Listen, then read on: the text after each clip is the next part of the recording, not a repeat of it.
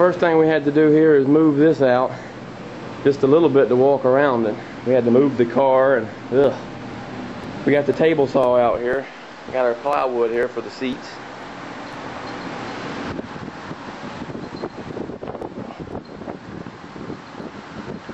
This side here wasn't square, and we only need to take off just the smidgenest little piece off the side.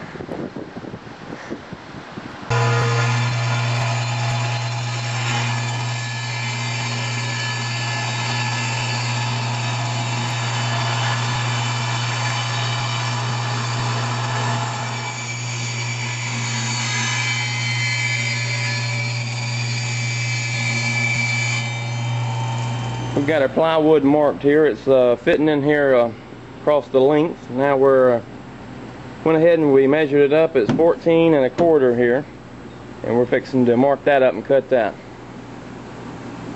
Oh, the bolt cutters, don't you dare ask me about what we use those bolt cutters for.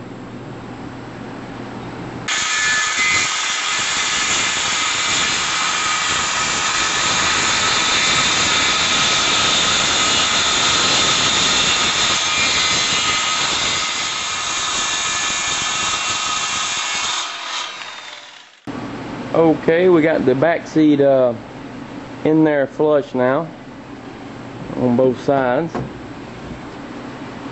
Now I'm going to go ahead and pre-drill out some holes. Actually, first I got to find some screws, and I'm going to pre-drill out smaller size holes for them. I'll go ahead and get in here and start looking.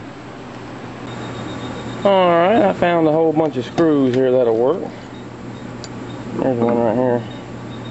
This is just the right length to go down in there through the wood and just into the top of the seat, and they'll flush up with it. So got a bunch of weight on here just to keep this, make sure it's down in the middle.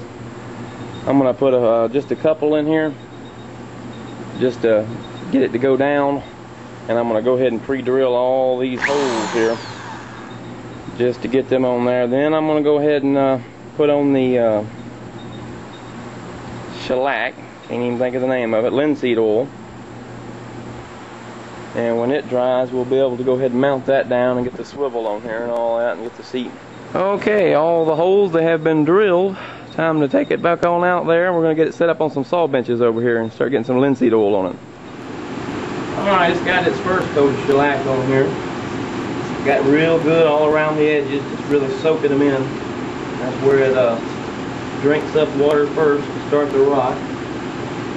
I'm going to go ahead and let this dry and get a little bit more shellacking on it tomorrow.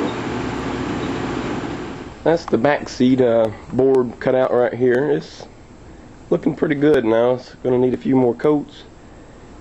Then it'll be ready to go on. Haven't decided yet if I want to carpet that yet or not before I put it down. Problem here is this, well, besides the mosquitoes, is this middle seat. I have not got enough wood for it. Got this wood here, and I've got that wood out there, and I have not got the money to go down there and get more plywood for that. So I'm going to end up probably piecing them together. Just haven't got the money for it, and I'm way too impatient to wait to put it on. So I will do a professional piece job on that one. Let me go ahead and get measuring it, and I'll start cutting on some stuff. Okay, now that we got the professional rigging out of the way, I need to go on in there and I guess put some linseed oil in the pieces I can. I'm going to bead blast the paint off the ones I can't, just so I can linseed them. And that'll all flush down when we screw it down. So I'm going to go ahead and get started on that. Actually, I'm going to go ahead and see how the back seat's going to go in there while this is drying too. Alright, those pieces are drying for the middle seat. I have opted out of taking the paint off them. It was too much trouble, I tried. But what I'm going to do is I went ahead and linseeded them, and they're drying. This two, those two, and that one there. That one, those two, and that one over there. I'm going to let them dry now. I'm going to get started on the back seat. It's already dried. It's had enough coats.